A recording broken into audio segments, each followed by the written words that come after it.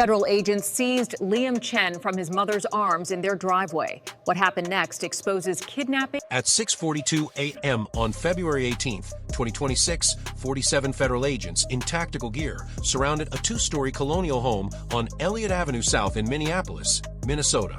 What appeared to be a routine immigration and customs enforcement operation would become the most controversial child detention case in American history, exposing a shadow enforcement system that had been operating in plain sight for 8 months.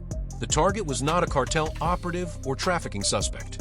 It was 5-year-old Liam Chun, an American-born kindergartner whose backpack still hung on a hook by the front door. The operation began in darkness. Neighbors reported seeing black SUVs with tinted windows blocking both ends of the residential street at 6:38 a.m. For minutes later, agents wearing body armor and carrying AR-15s approached the Chun family home from 3 directions. At the front door, Special Agent Marcus Webb knocked twice before announcing IC Enforcement Authority. Inside, 32-year-old Sarah Chun was preparing her son's breakfast, unaware that a deportation order had been issued 72 hours earlier, not for her, but for her child. What happened in the next 11 minutes was captured on 4 doorbell cameras, 2 dash cams, and 17 cell phones. Sarah opened the door holding a spatula, still wearing her bathrobe. Agent Webb presented documentation describing Liam as an unaccompanied minor subject to expedited removal under Operation Guardian Shield, a classified enforcement protocol that had never been publicly disclosed.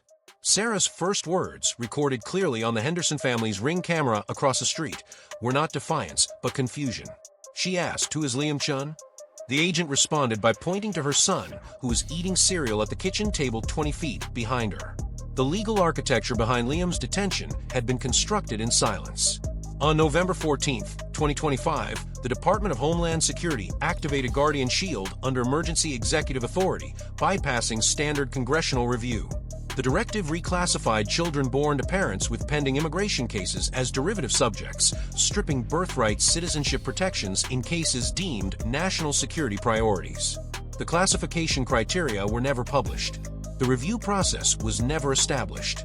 By February 2026, the program had flagged 1,847 American children for detention, including 412 under the age of 6. Liam was number 1,522. Sarah Chen's immigration history began in 2019 when she entered the United States on an H-1B visa sponsored by Medtronic, where she worked as a biomedical engineer. Her son was born at Hennepin County Medical Center on August 3, 2020, making him a U.S. citizen under the 14th Amendment. In March 2024, Sarah's visa renewal was delayed due to administrative backlogs. She remained in the country on authorized stay while her case moved through immigration courts. Her next hearing was scheduled for April 9, 2026. She had never missed a court date. She had never been charged with a crime. She had never received notification that her son had been classified as detainable. At 6:49 a.m., Agent Webb stepped inside the Chun home without waiting for consent. 3 additional agents followed. Body camera footage later obtained through FOIA requests shows Sarah standing in her entryway, hands shaking, asking to see a warrant. Agent Webb presented an administrative removal order, not a judicial warrant, signed by an ICE field director in Washington, D.C., 1,120 miles away. The document listed Liam's name, birth date, and single-line justification coded as Section 7A.2, Guardian Shield Priority Matrix. No judge had reviewed the order. No attorney had been notified. No family court had been consulted. Liam was still eating cereal when the agents entered the kitchen. He was wearing Spider-Man pajamas and had chocolate milk on his upper lip. Agent Webb instructed Sarah to prepare her son for transport, giving her 4 minutes to pack essential items. Sarah refused to move. She said, "He's American. You can't take him." Agent Webb responded with language that would later become the centerpiece of congressional hearings. He said, "Citizenship status is under administrative review. The child is subject to custodial immigration enforcement pending resolution." What Sarah did not know, what no parent flagged under Guardian Shield knew, was that the administrative review Agent Webb referenced did not exist. Investigators would later discover that the citizenship review process described in operation documents was entirely fabricated. There was no tribunal. There was no appeals mechanism. There were no hearings scheduled. The review was a bureaucratic phantom, invented to provide legal cover for detentions that had no statutory foundation. The children were not being held pending review. They were being held, period. At 6:53 a.m., Sarah Chun made a decision that would define the next 72 hours. She picked up her son, walked past the 4 agents in her kitchen, and stepped into her driveway. 17 neighbors were now outside, most holding phones. Sarah stood on the cold concrete in her bathrobe and bare feet, holding Liam against her chest, and refused to surrender him. Agent Webb followed her outside and repeated the order. Sarah responded by sitting down on the driveway, wrapping both arms around her son and telling him to close his eyes. The tactical decision-making in the next 4 minutes would later be dissected by use of force experts, civil rights attorneys, and a Senate subcommittee. Agent Webb radioed for additional support, and 6 more agents emerged from vehicles parked along the street. They formed a perimeter around Sarah and Liam, blocking the view from most of the neighbors, but not from the second-story window, where retired teacher Gloria Martinez was recording everything on her iPad. At 6:57 a.m., 2 female agents approached Sarah from behind while Agent Webb distracted her with questions about her visa status. In one coordinated motion, the agents pulled Liam from his mother's arms. The sound Sarah Chun made was not a scream. Witnesses would later describe it as something deeper, more primal, a noise that did not seem human. Liam began crying, reaching back toward his mother, shouting "Mama," in a loop that would replay on cable news for 3 consecutive days. Sarah lunged forward and was immediately restrained by 2 agents who forced her face down onto the driveway.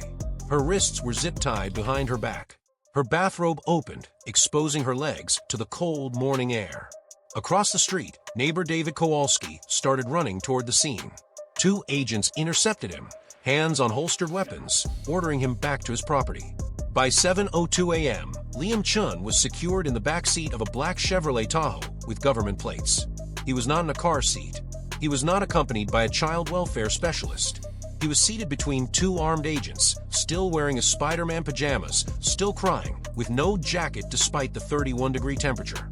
The vehicle left the scene at 7:04 a.m., heading south on Elliott Avenue toward Interstate 35W. Sarah Chun remained zip-tied on her driveway for another 12 minutes while agents searched her home without a warrant, seizing her laptop, her phone, and a folder containing Liam's birth certificate, social security card, and passport. What the agents did not seize, what they did not notice, was the iPad in Gloria Martinez's hands 2 houses away, still recording. By 8:30 a.m., the footage was on Twitter. By 9:15 a.m., it had been viewed 2.4 million times. By 10 a.m., CNN was leading with it. By noon, the White House press secretary was facing questions. By 2 p.m., Operation Guardian Shield was no longer classified. The facility where Liam was taken does not appear on any public IC detention roster. Located in a former Holiday Inn Conference Center in Shakopee, Minnesota, 26 miles southwest of Minneapolis, the site was leased by Homeland Security in December 2025 under a $47 million no-bid contract with CoreCivic, a private prison corporation. The facility, internally designated as Temporary Family Transition Center 7, held 183 children at the time of Liam's arrival. 62 were under the age of 7. 14 were under the age of 4. All were American citizens. All had been detained under Guardian Shield. None of their parents had been notified of their location. Inside, the facility resembled a pediatric prison. Children slept on cots in rooms designed for corporate retreats, 24 children per room, with 2 overnight monitors. Meals were served on disposable trays at scheduled intervals. Education was non-existent. Medical care was limited to a single on-site nurse working 12-hour shifts. Psychological services were not provided. Attorneys were not granted access. Parents were not given phone numbers. When Sarah Chun called the main IC hotline at 9:47 a.m., she was told her son's location was confidential for security reasons and that she would be contacted when his case was reviewed. She was not told when that review would occur. She was not told how to challenge the detention. She was not told that 182 other parents were asking the same questions. By February 19th, 31 hours after Liam's detention, the political architecture of Guardian Shield began to collapse under public pressure. Minnesota Governor Tim Walz demanded immediate answers. Minneapolis Mayor Jacob Frey called the operation illegal child abduction. The ACLU filed emergency habeas corpus petitions in federal court for all 183 detained children. CNN obtained internal DHS memos revealing that Guardian Shield had been opposed by ICE's own legal counsel, who warned in a November 2025 email that the program had no constitutional foundation and would not survive judicial review. The warning was ignored. At 4:15 p.m. on February 19th, U.S. District Judge Rasmussen issued a temporary restraining order, halting all Guardian Shield detentions and ordering the immediate release of every child in federal custody. The order described the program as a violation of due process so extreme that it raised questions of criminal liability. Judge Rasmussen wrote, "The government has imprisoned American children without charge, without hearing, without justification, and without shame. This is not immigration enforcement. This is kidnapping under color of law." Liam Chun was released at 11:23 p.m. on February 19th, 40 hours and 41 minutes after his detention. Sarah picked him up from the Shakopee facility in clothes borrowed from a neighbor because agents still had not returned her personal belongings. Liam did not speak during the 26-mile drive home. He did not eat. He did not sleep. He sat in the back seat, staring out the window, occasionally touching his mother's shoulder as if to confirm she was real. The administrative autopsy of Operation Guardian Shield would take 6 weeks. Congressional investigators discovered that the program had been designed not by immigration experts or legal scholars, but by a private consulting firm with ties to defense contractors. The firm, Sentinel Strategy Group, had been paid $14.3 million to develop enforcement protocols that would maximize detention numbers while minimizing legal exposure. Internal emails showed that Sentinel executives understood the constitutional problems, but advised DHS that rapid implementation would create irreversible facts on the ground before courts could intervene. The betrayal extended beyond policy into deliberate deception. DHS officials had briefed congressional oversight committees on Guardian Shield in December 2025, but described it as a data-sharing initiative, not a detention program. When Senator Amy Klobuchar specifically asked if children would be detained, DHS Deputy Secretary James Morrison said no. He lied under oath. When Representative Ilhan Omar requested a list of enforcement facilities, Morrison provided a list that omitted all 7 Guardian Shield sites. He lied in writing. When advocacy groups filed FOIA requests for program details, DHS claimed no responsive documents existed. The agency had 1,247 pages.